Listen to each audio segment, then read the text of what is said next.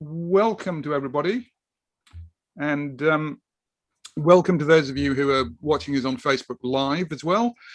So it is another one of our free chats. All the five of us sat around talking about things that we about what we like around one particular subject, and notwithstanding new variants and all of that sort of stuff, it looks as if things are getting better. I went to the pub on Friday. I haven't been to the pub for 6 months. I've had my second jab. Tim's had his second jab. Things seem to be getting better. Museums and galleries can open from tomorrow. And most of them, a lot of them aren't going to be opening tomorrow, but they are going to be opening during the week. And this is so much fun. We will be able to get back out into some of these places, look at some of these things that have been hidden from us for the last 6 months, visit new things. I don't know about anybody else, but I've decided that all those things that I used to promise that I would eventually get round to doing after a year of lockdown, I'm going to definitely actually get round to doing them. See those museums that I always put off going to, visit those historic churches, drive out to Roman villas somewhere and just have a sort of pootle around on them. And I hope everyone else is feeling the same. London Society, sorry, UK Tours, I've got a different hat on, UK Tours Online, and we're going to carry on doing our virtual tours for the foreseeable. We shall see how all that goes and how the audiences are. We are, after the next loosening up of the lockdown, we are going to start doing some in-person tours. So there'll be more information on that. We'll probably send out a little sort of poll to people to ask whether you're interested in getting information on those. We will do them through the Eventbrite booking. We'll have a page on the website and all of that sort of thing, and hopefully get to see some of you in person at last, rather than just on the end of the screen. So what we have today is that the five of us have all chosen a couple of museums to talk about. A sort of major one, a sort of one that you probably have heard about, and then another one that is probably slightly less well known. We did have a little bit of an argument as to who was going to do the British Museum and who was going to do the Victoria and Albert, because nearly everybody wanted to do the V&A and nearly everyone wanted to do the British Museum. So we've resolved that by, we're each going to give our favourite object from the V&A and from the British Museum, interspersed in the other bits of the talk that we're doing. And just a short little burst on those two absolutely fantastic museums that you, if you come to London, you really have to visit. You could spend days in either of those, and they are absolutely magnificent places.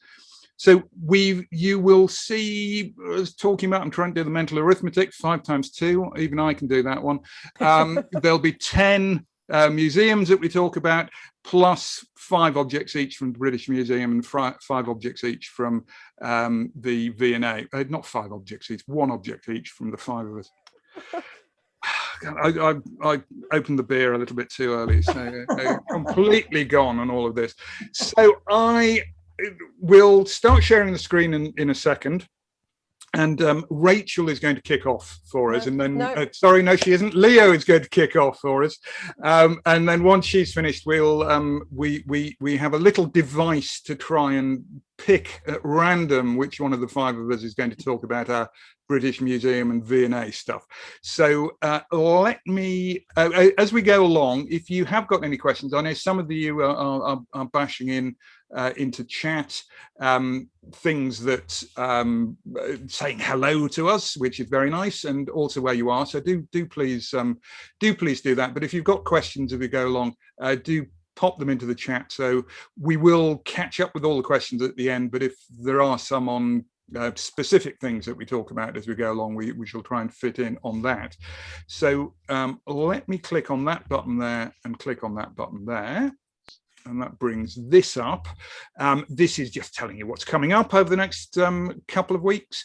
uktoursonline.com, you know the address. Go there. We've got lots and lots of stuff in May and quite a bit in June as well. And we've got a couple of friends talking as well. Something about famous women of the East End, some art history, and the Queen's diamonds. All of those are coming up in the next month or so. This is us today. Also, if you go to our website, let's see if this works. We have posted up in the blog a little bit on museums and galleries, including a map, thusly, of all the places that we're going to be talking about today, plus some others. And what I would say as well is if you go onto the blog, or if you're watching it on Facebook, in the comments, put down a link to your favorite museum, and we will get that onto this map as well. So we're putting in lots of links to particular museums and galleries, and dropping those into the map, so you can see places that we've talked about and places that other people have recommended. So let's get rid of that. Let's kick off first and see if that works. Yes, it does. And I will hand over to Leo. Thank you so much, Don. I hope you can all hear and see me okay. Rachel's lovely spotlighted me for you all. I get to go first today.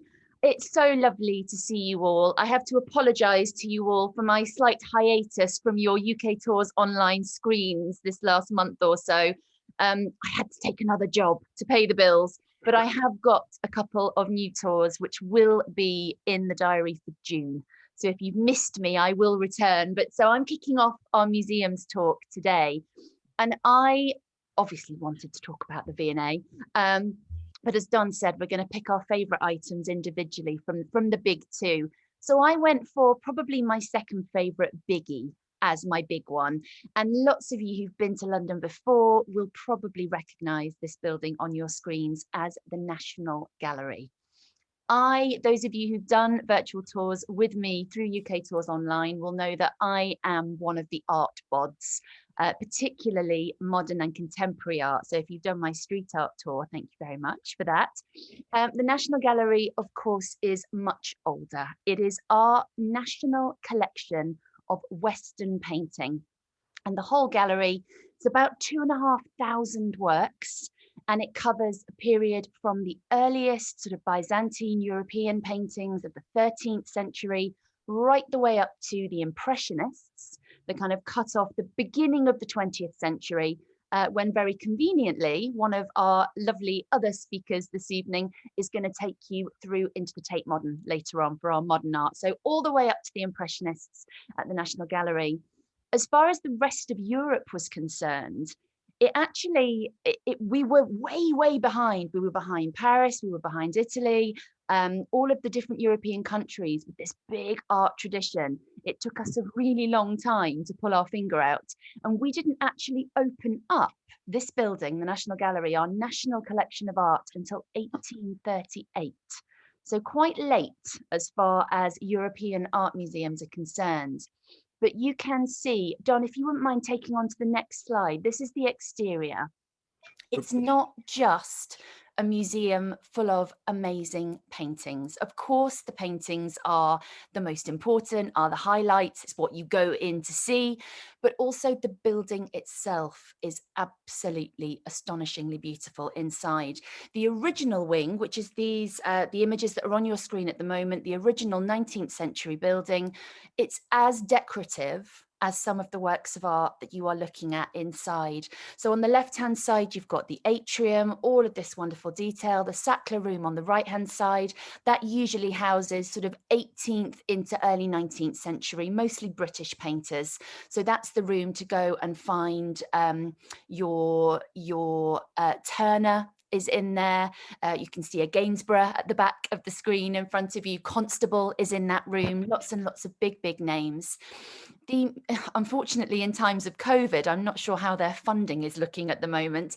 But Don, if we go on to the next slide, this is the newest room to be refurbished. This is room 32.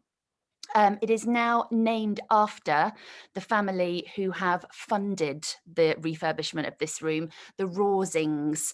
If you're familiar with the Royal Albert Hall, the Rawsing Gallery, same in terms of funding, but the Rawsings have funded this beautiful room, completely refurbished and rehung. And that room contains mostly Italian and Spanish 17th and 18th century artworks now, but this rich red. So the decor, put my teeth in, the decor of the rooms, just as important as the art that is contained therein. But the art, I mean, how to pick one or two favorites when I've only got a few minutes to share these with you.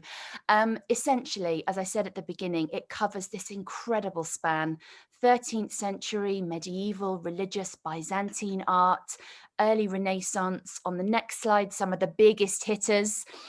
You will find works on the left-hand side, that is Da Vinci. On the right-hand side, that's Venus, from Venus and Mars by Botticelli. You've also got some Michelangelos in there, some of the biggest names of the Italian Renaissance, the Dutch era, court painters to the British crown, all the way through from the 16th right the way up to the 19th centuries. An absolutely incredible collection of art. So all I can do is sprinkle for you today, but of course we can do you a whole tour inside when you're all allowed back, and that's one that I cannot wait. I haven't been into the National Gallery since October of last year, and even then that was, I think, the one visit that I'd maybe taken in pretty much the whole year. So I can't wait to get back later on this year.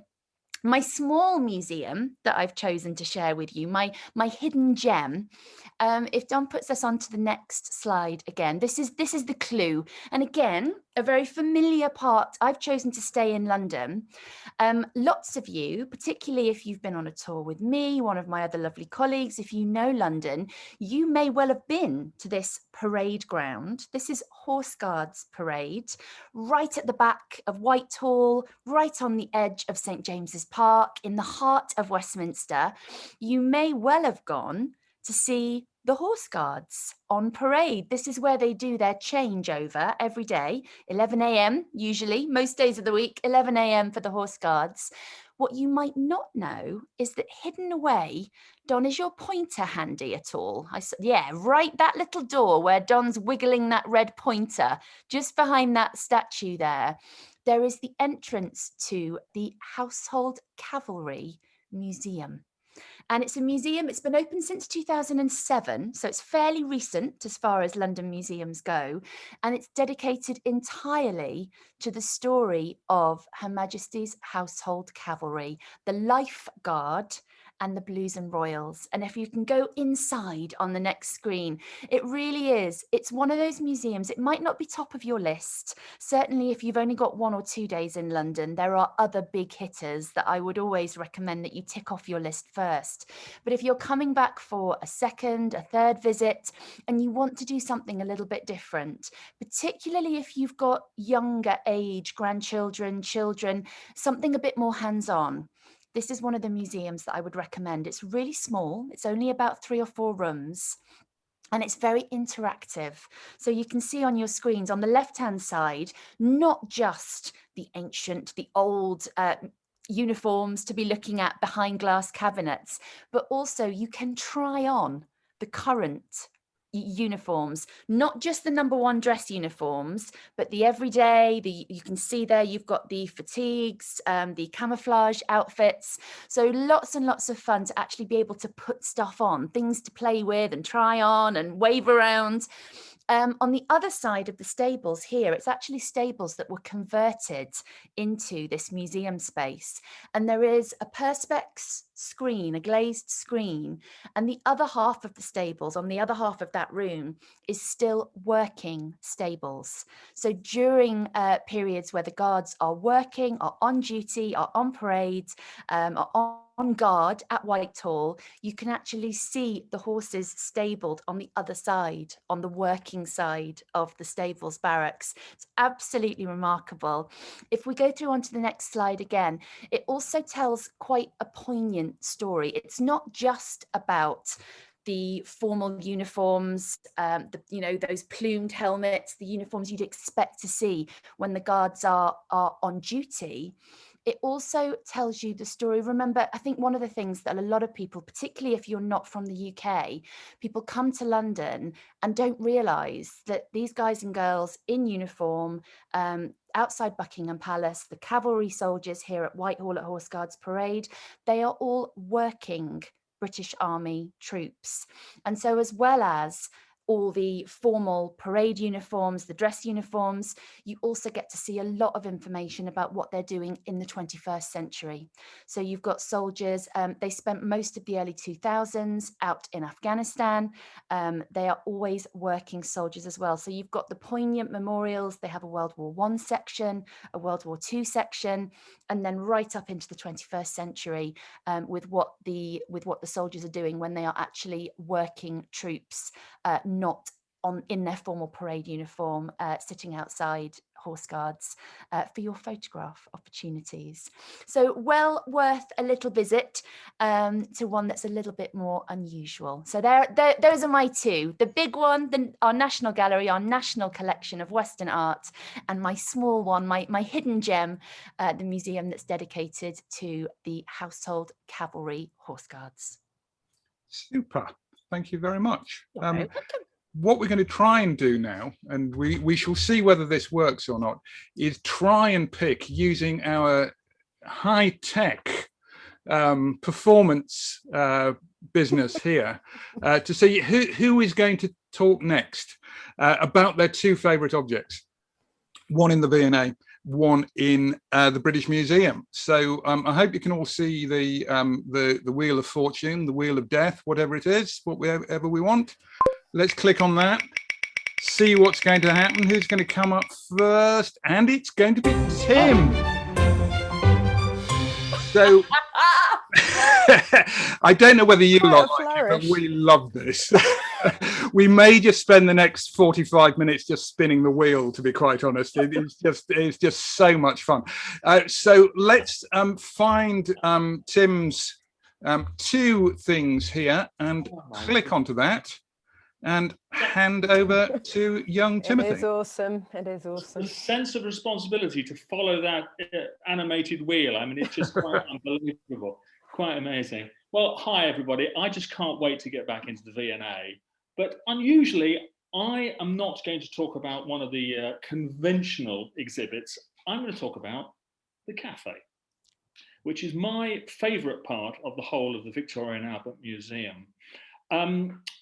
The museum was opened in 1852, and Henry Cole, who was one of the guys who was pretty much responsible for setting it up, got a whole load of the exhibits from the 1851 Great Exhibition in Hyde Park, which had been set up with Prince Albert, Queen Victoria's consort. And one of the things that Henry realised from doing the Great Exhibition was that people needed, and I'm going to quote, "You need tea and a bun." And that is exactly what he put in the V&A. And the V&A's cafe was the first museum with a purpose-built cafe attached to it. And what a cafe it is. The tiles that we see here were designed by a young William Morris. Now, in 1988, the V&A decided they needed a bit of oomph. Oh, there I am on screen, that's good. The V&A decided they needed a bit of oomph. So they contacted the advertising agency Saatchi and Saatchi to do a series of adverts. And Saatchi and Saatchi came up with the tagline, "An ace calf with quite a nice museum attached," which I thought was a brilliant, brilliant idea. The 6 posters, my favourite tagline on the poster was, "Where else can you get £10 million worth of objects free with every egg salad?" So it's just great to promote the cafe with a nice museum attached. So that's the V&A. When we come to the British Museum, I'm going to be equally as quirky. That's my favourite exhibit at the British Museum. Now, I know we've got one of the Lewis chessmen right in front of us there, but it's actually the shop.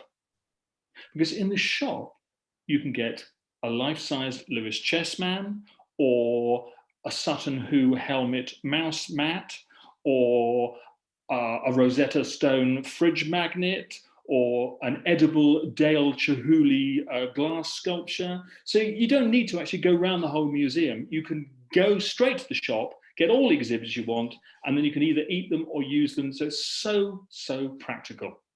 The British Museum shop. I'm going to hand back to, I think it's handing back to Don. I think it's handing back to me. Yes. So Tim, in the battle between art and commerce, Tim very much coming down on the side of commerce in both sides there. So I've got a couple of museums for you as well. So and in fact I've cheated a bit, because my the museum I've picked as my main pick is the Imperial War Museum, but all of the strands from that.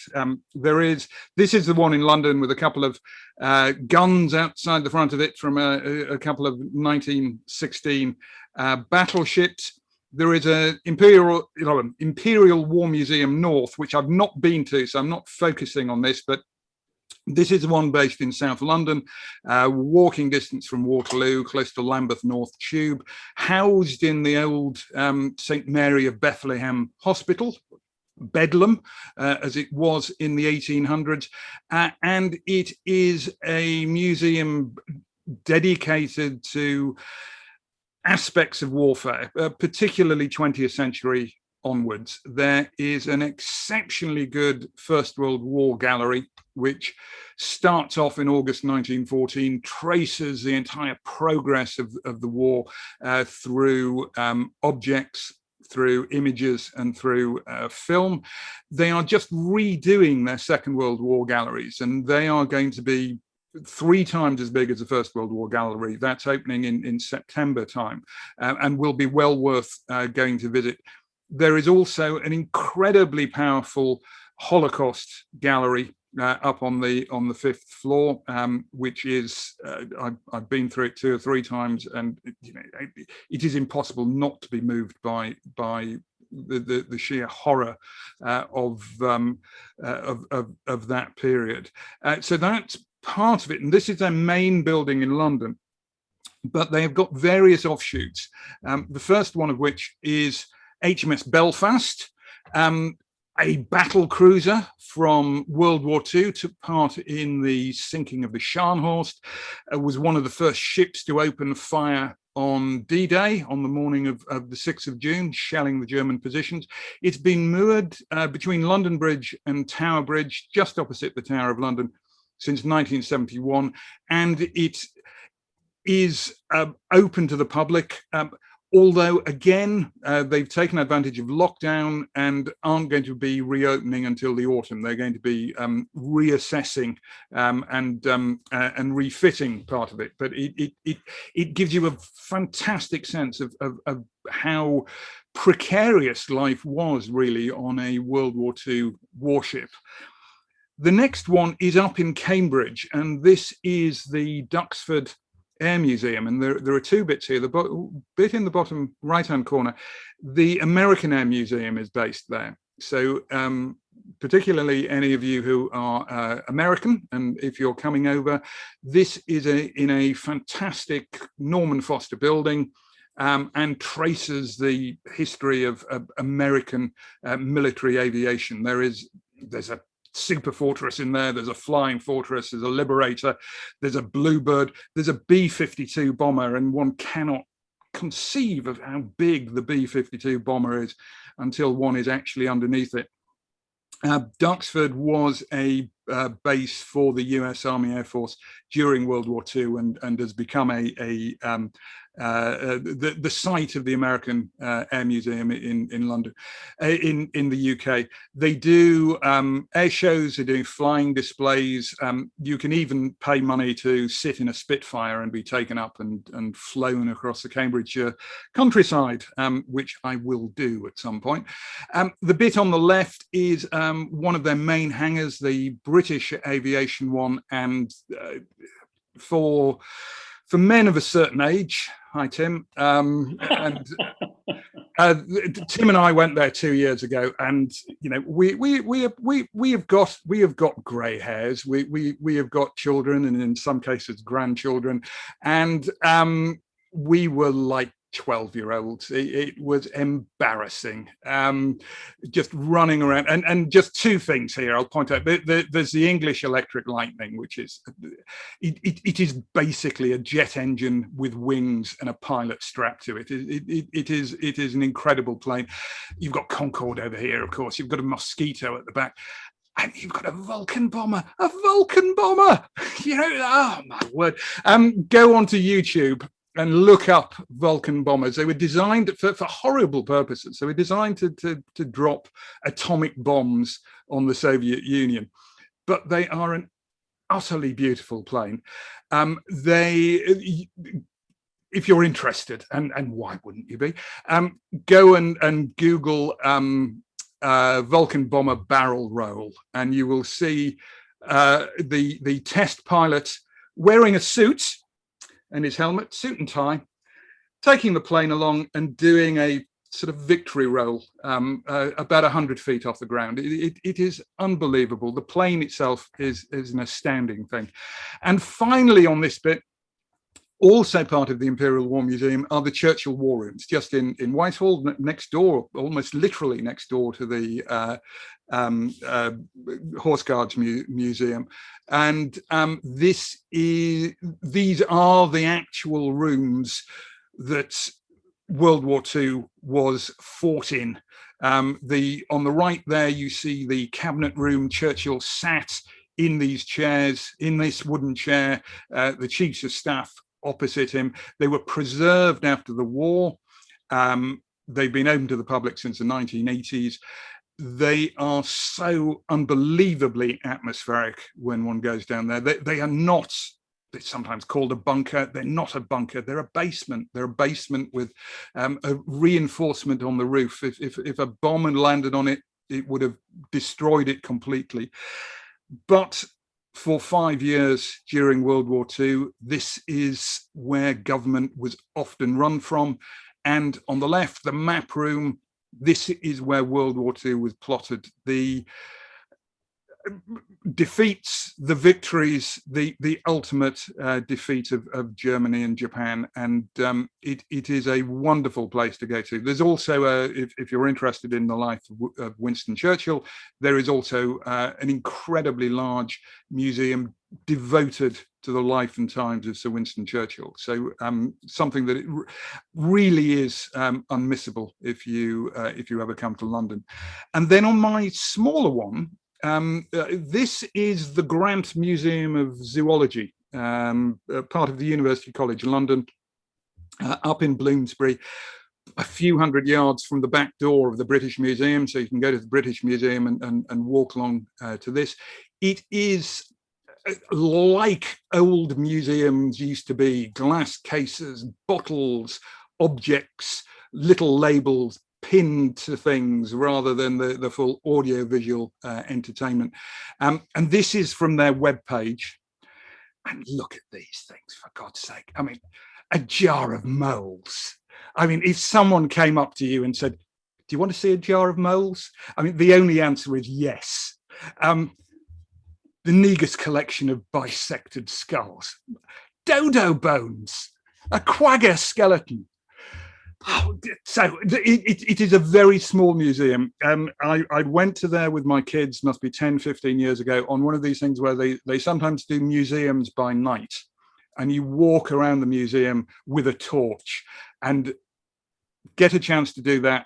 It's even better than in daylight, because you come across the Brain collection by torchlight, and it brings you up suddenly and excitingly to all of these things. So that's my small museum. We've got the big ones, got the small one, and yes, we will now try and see who is going to be next on the Wheel of Fortune. If it's me again, I'm going to have a drink. No, Rachel. Rachel is going to tell us her two favourites Favourite from the objects. V&A and the British Museum. So let me just get the first of those up. So And I'm the one that has to follow the jar of moles. yeah, well, here you've got one here. You know, this is almost as complex. Don't put people off. Hello, everybody. I haven't said hello. It's really nice to see so many of you here tonight. Yes, my two objects. I am not being as quirky as Tim was. I have chosen something from the V&A that I just adore, and I think it really brings to life how current the collection is. This is the amazing chandelier that you see in the entranceway to the Victoria and Albert Museum. As soon as you walk in, it hangs above the information desk in the main hallway there. And it's a piece by Dale Chihuly, and it became part of the V&A's collection in 2001. So it's a relatively recent acquisition. And as I say, I chose it because I think it encapsulates how this is a living, breathing collection. Yes, you can go and see some exquisite pieces from medieval times, and some of the speakers are going to talk about those. But you can also see some very, very up-to-date pieces as well, equally beautiful. And then from the British Museum, I chose something that's just very well known, and actually particularly well known at the moment, thanks to Netflix, thanks to a certain show on Netflix called The Dig. And I have to confess, I am not a Netflix subscriber. I probably will get ostracized from this after saying that. So I haven't seen The Dig. But The Dig is based on a true life event. It happened in the 1930s. A lady called Edith Pretty got an archaeologist in to look at some of the mounds that she had on the land in her grounds, and they uncovered these amazing pieces from the 7th century. And this really pieced together sort of what happened between the Romans leaving and William the Conqueror arriving. I mean, I'm really skipping over a few centuries there, but it did, we called that period of time for a long time the Dark Ages, because we just didn't have very much information about it.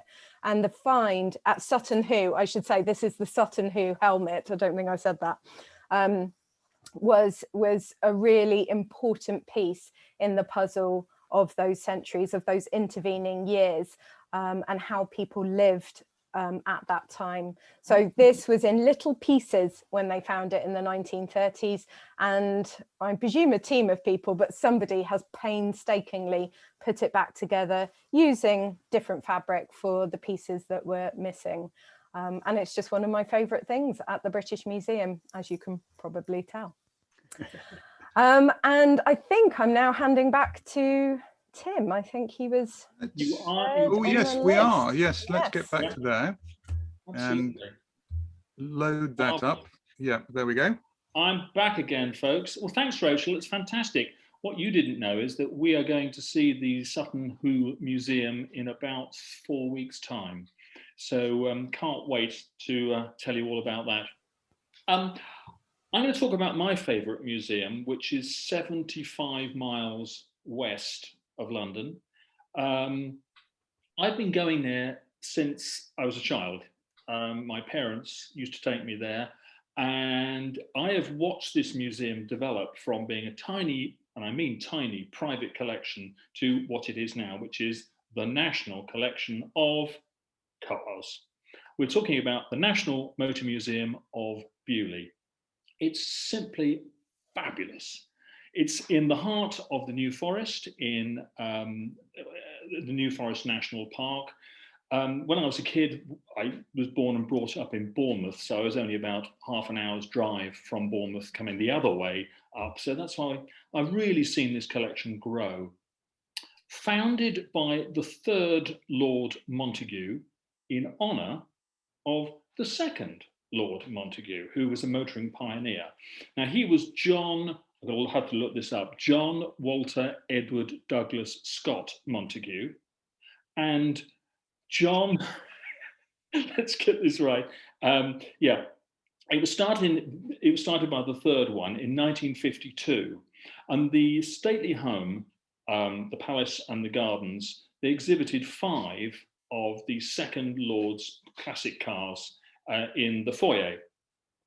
So Lord Montagu II was a motoring pioneer, fascinating bloke, and this was his car this is an 1899 Daimler, and this is the car that he took out the future king, the then Prince of Wales, Edward the 7th, and he started the tradition of the royals, thanks Don, that's the one, royals driving Daimlers up until 1952 actually.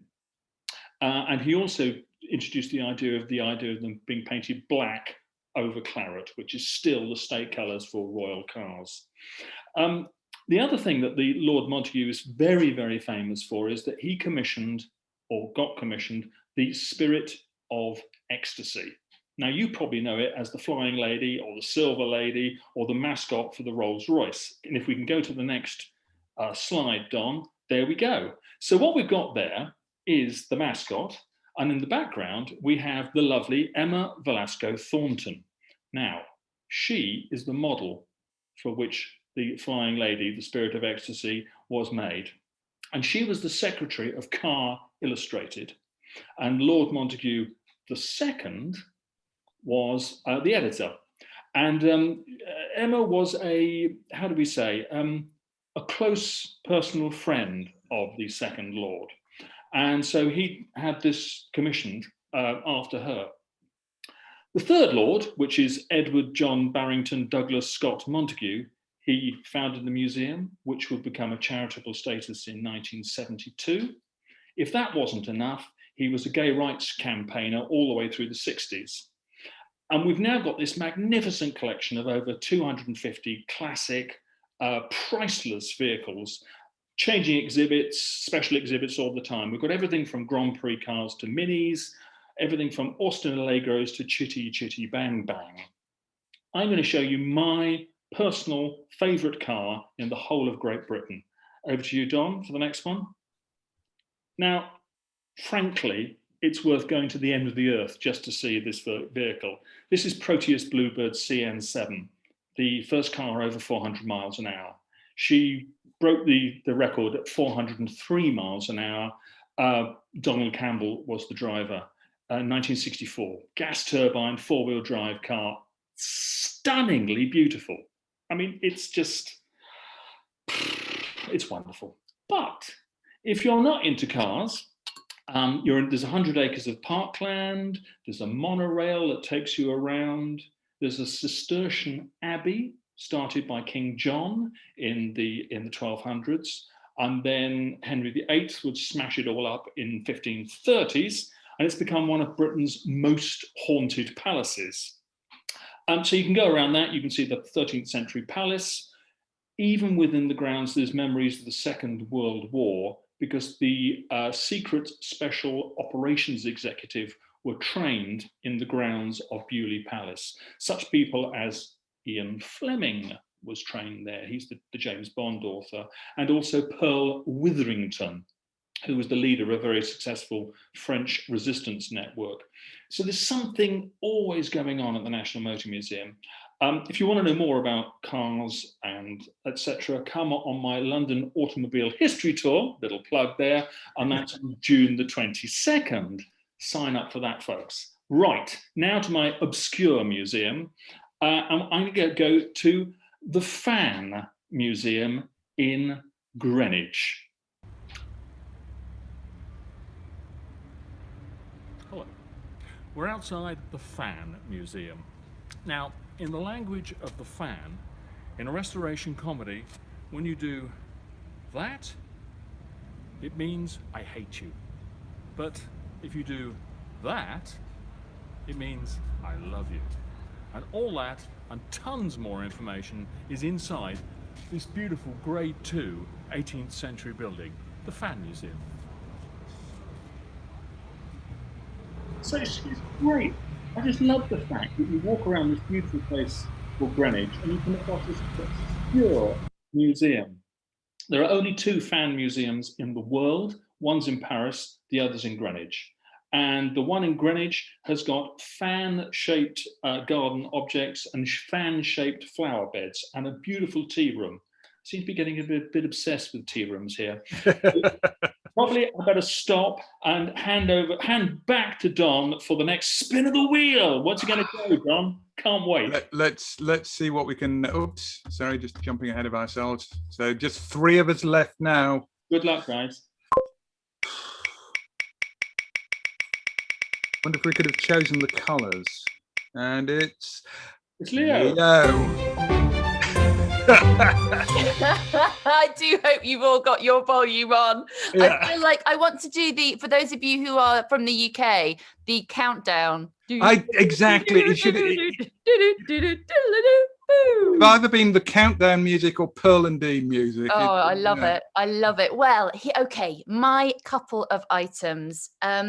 I have chosen for you. I hope we're vaguely complimentary, actually. So Rachel chose for you the Sutton Hoo helmet, and I've actually chosen one of my favourite items in the British Museum from a similar period. So the one on your screens now, this is the Franks casket. Rachel, would you be kind enough just to spotlight me?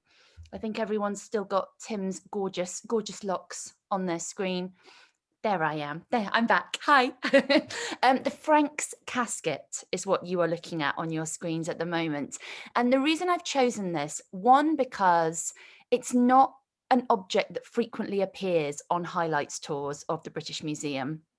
I love it. I came across it because I was asked to do a literature-based, so a writing-based tour, a history of writing in the British Museum, and that's how I came across this piece. It dates all the way back to the 8th century. So similar kind of time, Rachel's helmet about 100 years prior, but sometime Anglo-Saxon in the Dark Ages. So this period of history that we know very little about. And this little box, it's about the size of a sort of modern day jewelry box. And it probably would have contained either a prayer book or a gospel book, something for an important person. And whoever had this little box, whoever made it, whoever owned it, we don't know. But whoever owned it was somebody who clearly considered themselves to be very knowledgeable and educated. All the little scenes, the little figures that are on there, they are scenes from different traditions of history. So there's Roman characters on there. There are Christian characters on the box. There are Germanic characters. And there's carving on all the sides, all the different facades of the casket. On this front side, the one that's facing us, the Anglo-Saxons were fond of riddles. And there is a riddle written, and all around the outside, the reason I chose it for this language tour is because it's runes. And runic script is fairly rare as far as objects are concerned. And what makes this piece completely unique, it has the longest runic text on a portable, a carryable object that's ever been found anywhere in the world to date. So this piece is pretty special for that reason. And this riddle in the runes on the front, it says, "The fish beat up the seas onto the mountainous cliff. The king of terror became sad when he swam on the shingle." And the answer is also given in the runes. The answer is given as whale's bone. Because in other words, this box was made using bone from a beached whale. So I just think it's absolutely fabulous, really unusual object, something again from a period of history that we know very little about, these dark ages of the sort of 6th to the early part of the 10th into the 11th centuries. And I find it a really fascinating object. So that's the Franks casket at the British Museum. And for my one at the V&A, I have gone very traditional. Rachel mentioned there were lots of wonderful medieval objects at the V&A, and so I have gone for a very early collection item. This is the Burghley Nef. Nef, N-E-F, an old Middle French word, essentially, think about the Latin word navis. Nef is a boat or a ship. And what you're looking at is a silver gilt boat, but it's actually a salt. a salt. And if Don can zoom in on the next image that I've got for you, there is a close-up. You can see, is your pointer available, Don? The salt cellar is right there in the middle, this little gold well next to the back of the ship. That's the bit where you put your salt. So this enormous, elaborate piece for this tiny little salt cellar. And essentially, these were status symbols. This one was made in Paris. We don't know by who, but we definitely know it was made in France. It dates to the 1520s. So peak Tudor, as far as English history is concerned, but the very early part of the 16th century, the 1520s, it's made from a nautilus shell, it's covered in silver gilt, it sits on the back of a mermaid, the sails are silver, it's draped and cascaded in little pearls all the way around it. This exquisitely beautiful item for putting on a table to get your salt from. And it would always be sat by the most important person. The most elaborate salt would be either for the host or for your most honoured guest. And if any of you are sitting here watching and thinking, oh, I wonder if that's where the phrase "to be worth one's salt" comes from, I would love, lots of guides will tell you it is said that, but I'm sorry to say it's not true. The phrase "to be worth one's salt" didn't actually appear until the 19th century, but I love the idea of having these objects, these elaborate salts at the head of the table, so that if you were next to the salt, you were worth it. So even though the phrase didn't appear until the 1800s, I like the idea of it being older. So there you are, my favourite object in the V&A, the Burghley Neff, a very elaborate early 16th century salt container to put on a very, very fine table. Fantastic. It must be Emma. Is it Emma next? It's Emma next. Yeah, Wonderful. let me just I will hand over to the lovely Lady Matthews. Hello, everybody. Thank you for spotlighting me, and hello, everyone. So I'm on to my two favorite museums, and I've just been listening to everybody and thinking, oh, I love that one, I love that one, I love that one.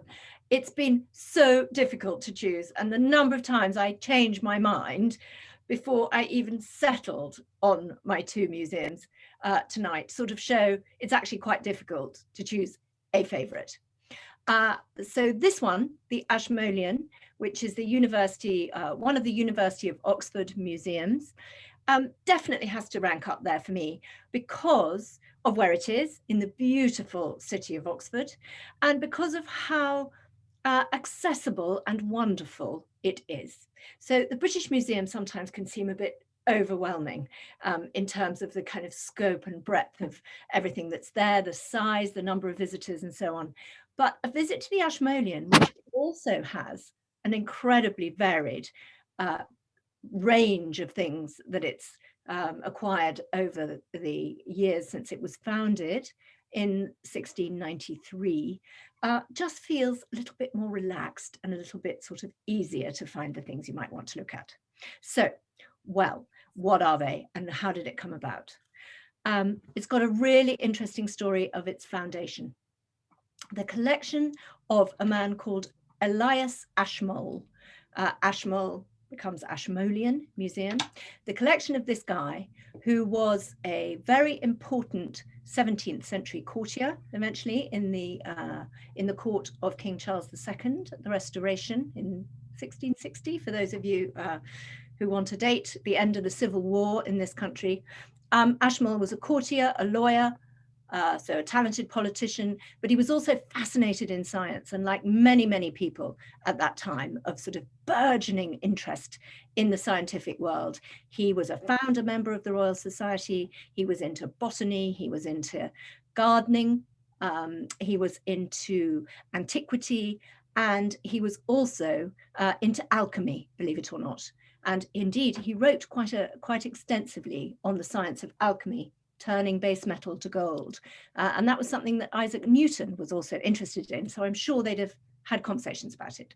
Anyway, he acquired a collection, which was really something called a cabinet of curiosities, a collection that had been put together by someone else in the earlier part of the 1600s. Some say that he tricked a man called John Tredescant the Younger into leaving him his collection in his will when he died. And in fact, Tradescant's wife thought that this was the case, and she took Ashmole to court to try and contest the will and say that her husband had never intended to leave his collection to Ashmole, but she lost. To cut a long story short, Ashmole left that collection to Oxford.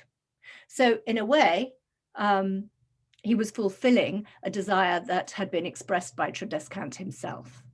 So that is the beginning of the Ashmolean Museum. And in the 350 years since it was founded, the collection has expanded and gone in all sorts of different directions to be what it is today. Just to give you a very quick run through, it has a fabulous collection of paintings and drawings from Western art. It has one of the most important collections of Chinese 20th century art anywhere in the country, perhaps, I don't know, really anywhere, thanks to a dealer and collector called Michael Sullivan, who left it in 2015 to the Ashmolean. It's got sculpture from antiquity. It's got a cast court to rival the V&A, and collections from all over the world. It's got coins, old master drawings that you can go and look at if you're studying at the university, for example. You can apply to go into their drawings room, and you can actually see these up close Michelangelo's, Leonardo da Vinci's, really fabulous. And these collections have come to it from all sorts of different sources. So worth a visit. Cafe wise, fantastic cafe on the roof, outdoors. You can sit out, you can sit in, you can look over the rooftops of Oxford while having your cup of coffee after walking round. I'm going to be very quick. If I could have the next slide, please. Don. This is one of my absolute all-time favorite objects in the museum. It's called the Alfred Jewel. And the Alfred in question is King Alfred the Great, the King of Wessex in the 870s. And he was the guy who held the line against the Vikings who were on the march in the British Isles during the 9th century. So Alfred the Great, very close to our hearts here for holding off total Viking domination. And I say that slightly equivocally because actually I'm of Viking descent myself, so I can take both sides here. But the Alfred the Great was an interesting man. He was highly educated, literate, and this was actually quite unusual for the time. He taught himself Latin in his 30s. How he had time to do all this while holding back the Vikings, I don't know, but he did. And he had lots of works of learned texts translated into Anglo-Saxon. He learned to read them in Latin. He was interested in philosophy and geography, in art, religion, law, and he sent books all around his country as gifts to people, probably to bishops.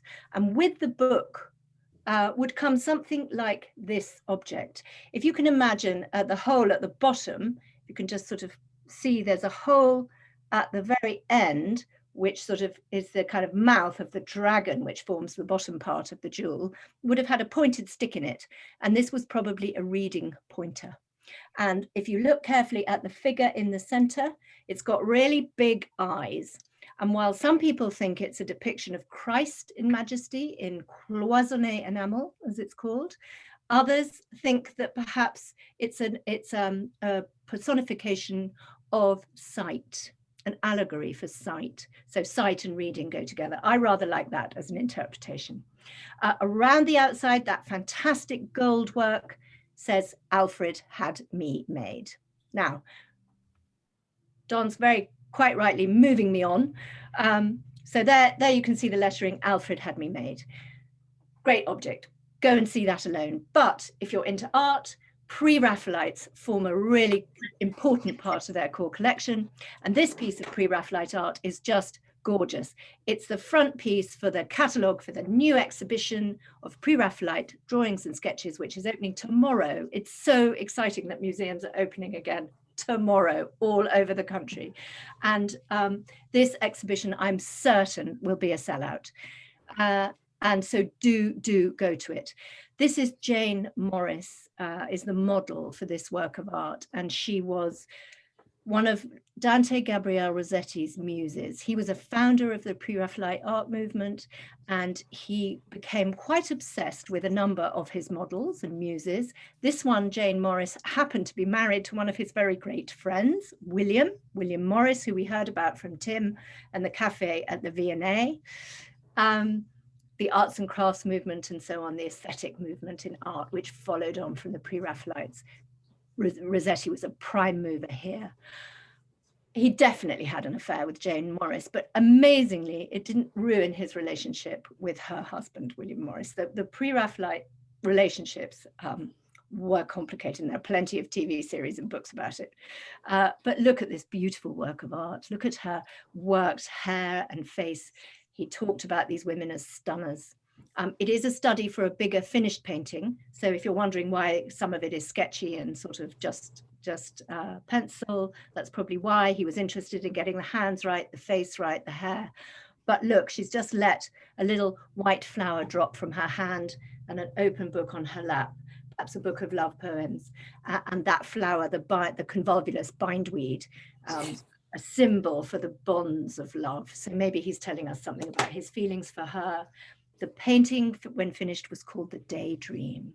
And that finished painting is in the V&A. So you can go and see it there. She's wearing a marvelous green dress. But I love this one. I love sketches. They give you a close connection to the artist. So that's my main museum, the Ashmolean. Really, really, really wonderful to visit. My second museum, which is in London, is just going to get a very short mention, came about really in part thanks to this man. So I mentioned the Ashmole Tradescant sort of contretemps at the beginning. This painting actually belongs in the Ashmolean, but it's of John Tradescant the Elder, who was a great plant collector and hunter of the early part of the 17th century.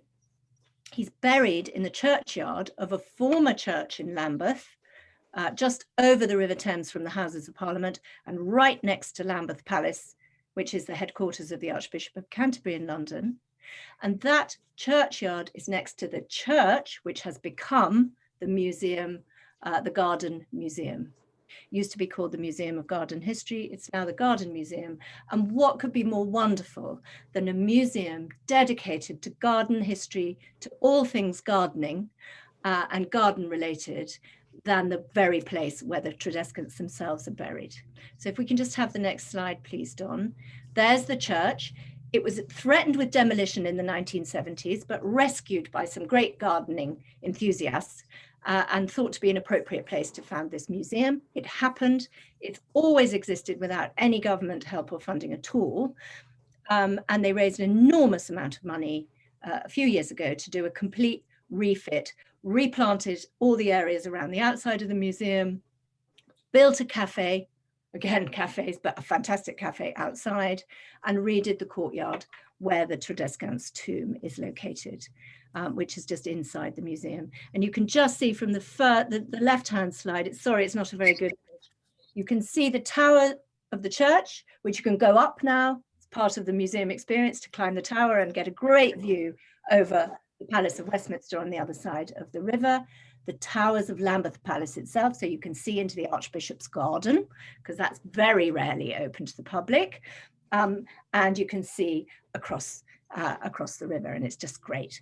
And then when you've had all that excitement and you've looked at some of these fantastic exhibitions that are coming up, because they're opening tomorrow as well, Constance Spry's drawings. You can go to London Flowers Week. Forget London Fashion Week. London Flowers Week is where it's all going to be in June. Some of the most talented young florists in the country invited to deck out the interior. If we can just have the interior view, please, Don. Oh, that's the Tradescant tomb. There's the interior. They're going to decorate the interior with a sort of, with all their fantasies in floristry. So that's going to be really beautiful in June, do go. But you can see how the interior has been designed to allow us to still feel that it was a church. Beautiful stained glass, you can feel the nave. It's actually got a chest high font. It's very unusual. It was almost like a swimming pool rather than a little a little basin in the church here, and you can see that too when you go in. And it just is a glorious setting for a museum dedicated to plants, to gardening, to all the things that we have realized are so special to us, I think, especially during lockdown. We've all gone into our gardens or window boxes and tried to plant and nurture things. So for me, very, very special. I'm very fond of gardening myself, not terribly good at it, but this is where I come to learn at the feet and by the tomb of the great masters. So thank you very much. I'm going to hand on to Rachel. No, we're going to hang on. Oh no, we're doing another wheel. Sorry. Yep. So it's just thee or me now, Emma. So place your bets, everybody. Black or red. Well, maybe I should offer you, Don. Otherwise, oh, no. You're going to have to continue. So we'll let me just find favorite objects. Here we go. What they are. So you don't even have time to get your breath back. You're going to have to plunge straight back into. More lockdown fascination with chess, I think, and in part the Netflix drama The Queen's Gambit has sort of really recreated interest in chess. The Lewis chessmen in the British Museum are some of their most fantastic objects. We've got a good photo here showing the King and Queen at the front. Notice the Queen, she's got her face sort of resting there like that on her cheek. I think deep in thought. He's the great strategist in chess, and the king sitting there hoping that he's not going to get mated. But look at this fellow up here on the right, the warder or rook. He's actually eating his shield. And he is a representation of a berserker. These were made in Norway, probably in the 1150s to 1200. They were found on the Isle of Lewis, in the Hebrides, in the north of Scotland, at a time when that region was probably left when that region was controlled by Norwegians, and they were part of a huge hoard of several chess sets. So favorite object, made of walrus tusk, and you can kind of see in the shapes of some of the carving that they probably were these made from long toothy tusks, so walrus ivory, and they're just beautiful objects, reward hours of study. Haven't got time. Next object, please. So just click through. Yep. Because we are exhausted. And so what we need is a really good sleep. And where better to do it than in the great bed of Ware. And this bed is probably the most famous bed in the country, famous in literature, mentioned by Shakespeare, by Ben Jonson. And is a fabulous thing. It's one of the most important pieces of furniture in the V&A collection, which is extensive. It's 10 by 12 feet. We're supposed to be able to accommodate 4 couples. So I'm not sure how much sleep 4 couples would have got in the Great Bed of Ware. And it dates from the late 16th century, the 1560s. You can see from the picture on the right, you can see traces of color. And they think the whole thing would have been brightly painted, and it's been reupholstered recently in these very brightly colored hangings, which would have been sort of very much what was used at the time. So I think this bed, acquired by the V&A, I think for the sum of £74 in the 1800s, which is worth an awful lot of money today, probably one of their most expensive purchases, expensive outlays, but a great and a wonderful thing and part of our cultural history, as well as being a comfy place to have a little kip. But I don't suggest you do it when you go around, the wardens will catch you. Yeah, the V&A frown on you sort of stretching out and getting 40 winks on. They're not renting out this bed on Airbnb anytime soon. Cool. Let's go then to only one of us left. Rachel. It's me. And I'm going against the grain slightly because I have to say, before becoming a tour guide, I was not a fan of modern art in the slightest. And since becoming a tour guide, I feel I have grown an appreciation for it, but I wouldn't say it's an absolute highlight of my life. However, the Tate Modern, I believe, is a gallery in London that is not to be missed. And I'm saying that in all sincerity. And partly because it's one of our galleries, and you've already heard about a few collections that are free to go inside. So even if you don't have an appreciation for modern art or a liking for modern art, please do make time to just pop your head into the Tate Modern. And part of the reason I'm saying that is because of the building itself. You can see from the image on your screen here that it used to be a power station. That's why it has that extraordinary chimney in the front of it there. It was the Bankside power station, which generated electricity for the area from 1891 until 1981, when it was eventually closed down. And the Tate Galleries took it over in 1994, and they spent 6 years converting it into the museum that we have today. The doors first opened in May 2000. And it's part of the innovative and clever conversion that is the reason that I really admire this museum, and the reason that I would strongly suggest that you pay it a visit if you've never been.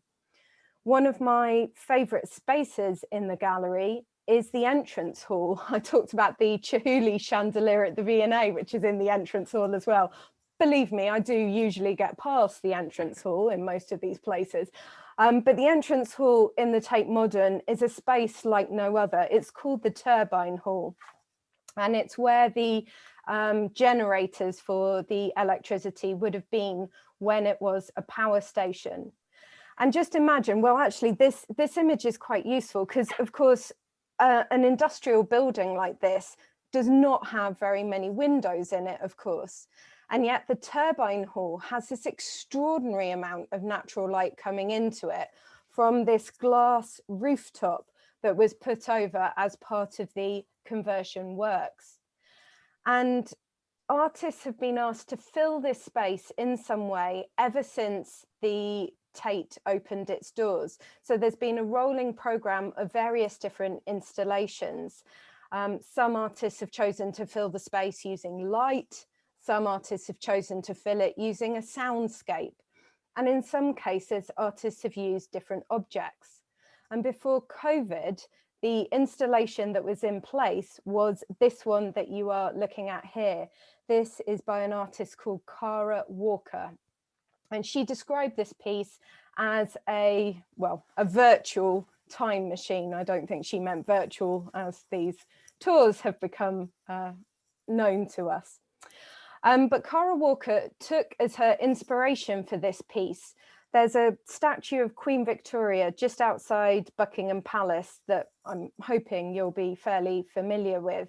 And she used that as her inspiration, but she decided to turn it on its head slightly. So rather than celebrate the British Empire as it was during the 19th century, she critiques it, and she explores themes like the transatlantic slave trade and the role that Britain played in it. And she also turns things on its head by using water as part of this installation. But instead of having a glorious fountain like we might be familiar with in lots of sculptures, she actually has the water coming out of the woman's nipples, which can be a little bit uncomfortable to look at. And it almost makes you kind of want to turn away. But it challenges you in different ways. And there are pieces in the permanent collection of the Tate Modern that I admire and I have a lot of time for. So if we move on to the next slide, I can show you two of my favorite works. You've got this one by Salvador Dali on the left-hand side. I really love surreal art. I wish I was skilled enough to attempt something in this vein. And then you have the sculpture by Degas, the young dancer aged 14. But I have to say, I find a lot of the works inside the Tate Modern irritating. I don't like them very much. I'm sorry, I know I can hear people laughing. I don't like a lot of the works. I find them irritating. But I almost embrace the fact that it conjures up a negative emotion in me, because it makes me ask questions like, why don't I like this piece? Is there anything in this piece that I can admire? And more fundamentally, should art always inspire comfy, cozy, happy emotions in us? I'm going to leave that as an open-ended question. You can go away and think about that one. And so that is my main gallery. And then for my less well-known gallery, anyone who's been on my history of tea drinking tour will know that in the slightly quirky section I do at the end, I do mention that there is a museum called Teapot Island, which is in Maidstone in Kent. And Teapot Island is basically proof of how an individual's passion or obsession can grow to uncontrollable proportions. No, I'm joking. But Teapot Island started in 1983. Why don't we look at a few of the teapots whilst I'm talking about it?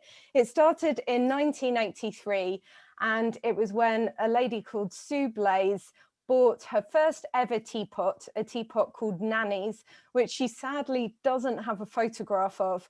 And because she's perhaps not the most organized collector in the world, there isn't a photograph of this original teapot. But a few years after that, a few years after 1983, she redid her kitchen. And she decided that what would look good in this refurbished kitchen would be a collectible collection. And she decided teapots were the way forward. And from that moment, that's when her real hunt for teapots began. Now, talking to Sue, it's quite difficult to establish exactly when it first opened its doors to the public. And as far as I can make out, for many years, the teapots were essentially decoration for the cafe. Hey, we've got another mention of cafe in. We should have done the best cafes in the UK. Maybe that will be that's next. But yeah, essentially they were the decoration for the cafe, which is still going strong. But today there are 8,500 teapots on display, and Sue went to great pains to tell me that that's her best guess. She has not counted them recently, and she doesn't catalogue them.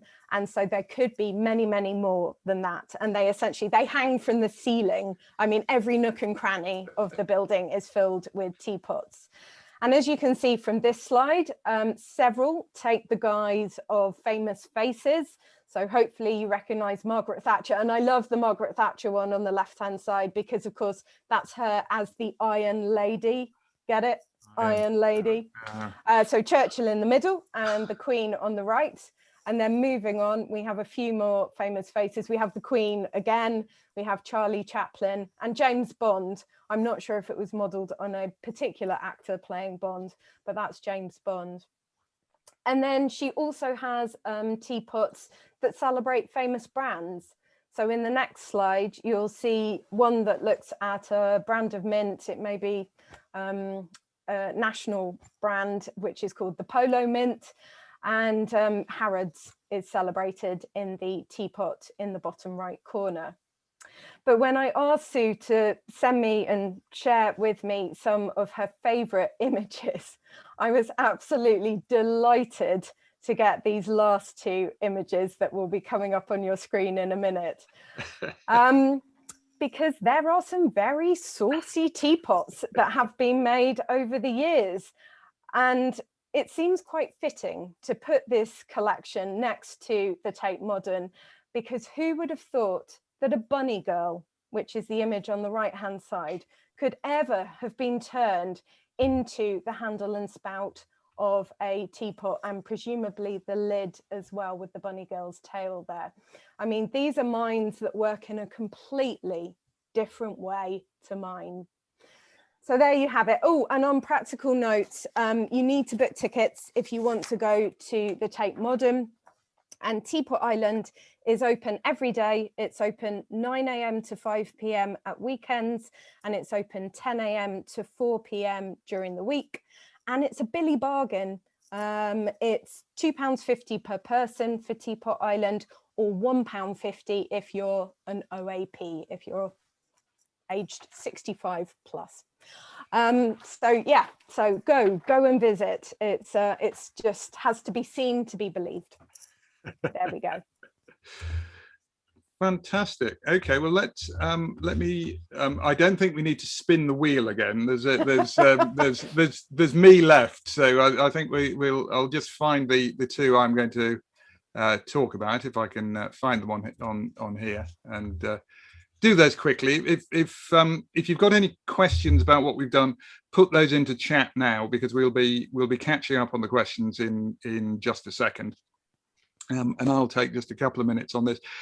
This is one of the winged bulls of Khorsabad. They're the biggest objects in the British Museum. They weigh about 16 tons each, and they date from 2,700 years ago, 700 BCE, in the Assyrian Empire, so centered near modern-day Iraq. But it's not these that are my favorite objects. There are two of these together because they were protective spirits. You had to pass through a doorway of these lamassu, as they were known, and they kept the evil spirits out. And on the mirror to this one, which is off the image to the right, scratched into the plinth, there is this. And this is, I don't know if we can call it a favorite object, but this is, I think, my favorite thing in the whole British Museum. Because what it is that someone at some point 2,700 years ago, probably guarding the entrance, scratched this in so he could play a game called 20 Squares with some mate of his. And this is a sort of dice board game, a bit like Ludo, a bit like drafts, a gambling game. But someone who was a bit bored, days before mobile phones, days before being able to sort of pop out for a quick cigarette, he and his mate have scratched this onto the plinth of this thing so that they could while away the longueurs of guarding the entrance to this palace. And I love this because it is, these people are so different from us. Their worldview is so different. Their conception of everything to do with time, space, and history is beyond our comprehension.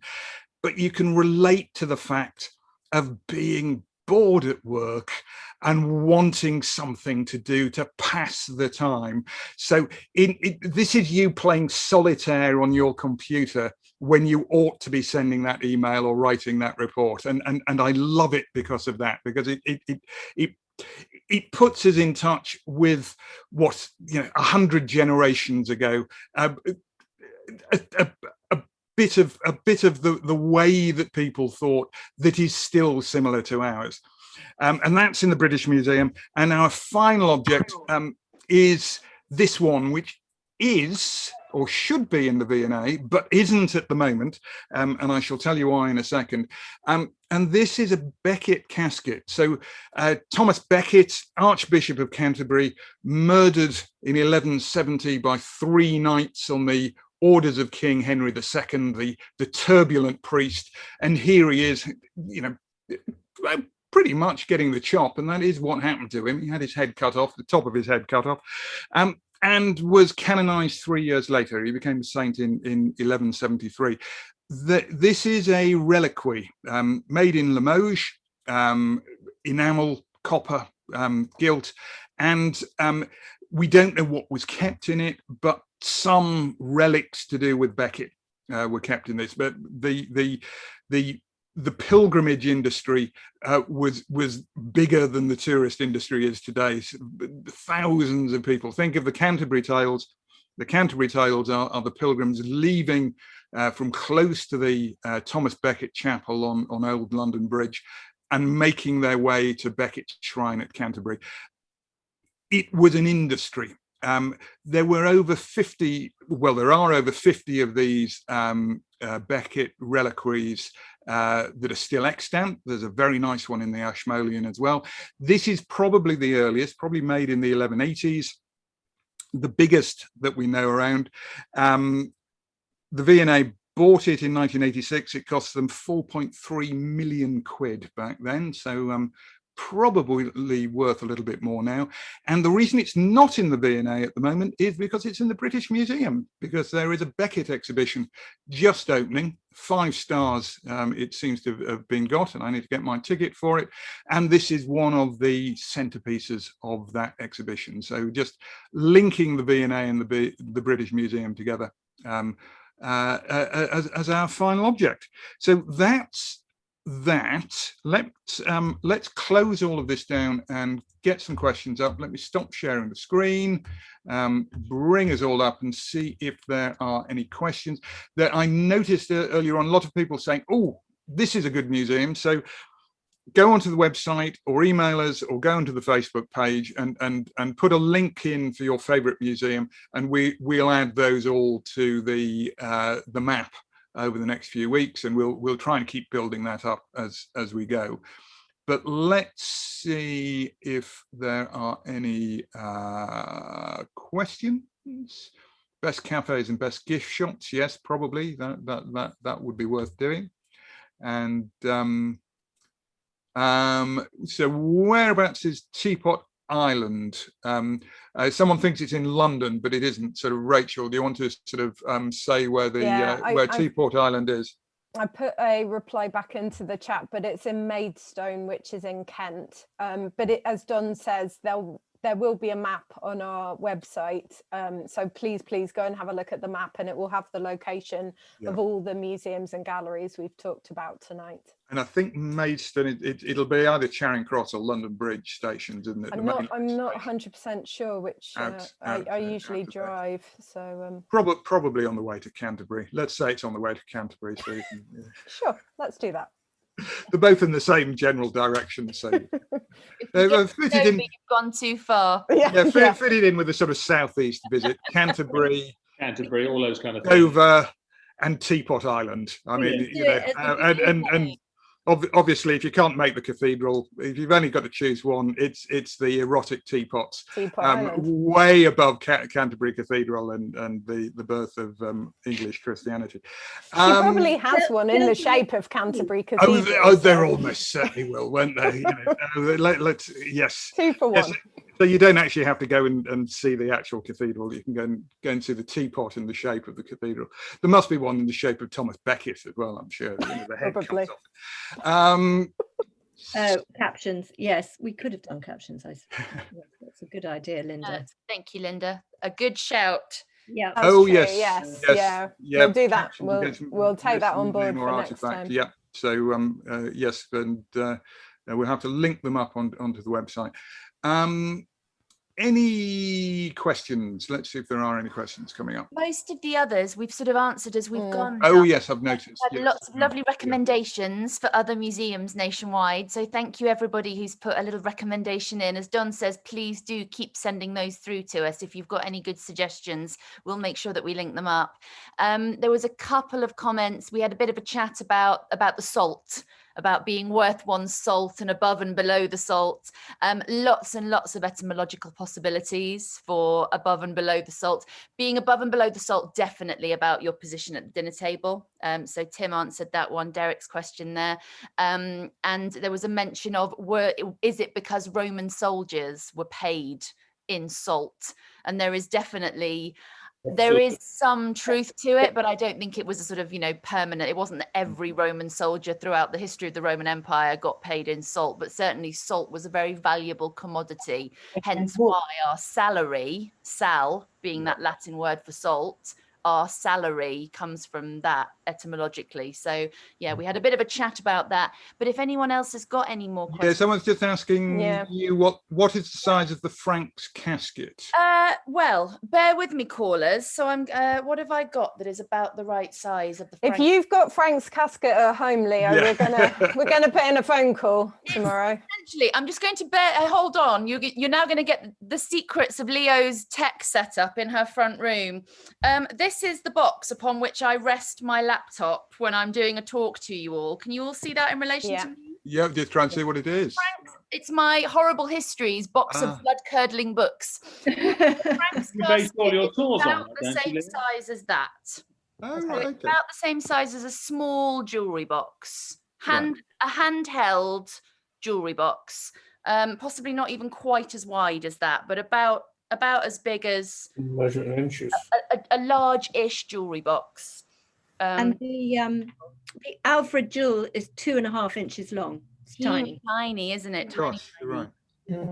Yeah, it is difficult sometimes to get scale. That's a good question. Yeah, very much so. No, thank you, Judith. A good question. Any more questions? Anything that anyone wants to fill in that they've missed or want to We've got an video. put more onto? We haven't got video on, have we?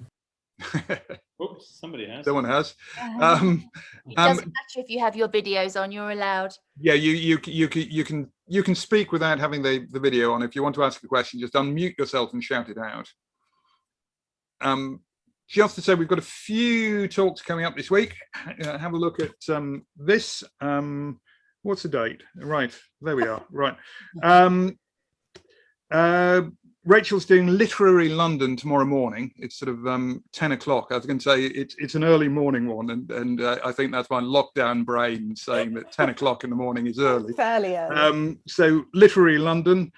Tim is doing Ancient Wessex, so Stonehenge, Avebury, and more on Tuesday evening at 6.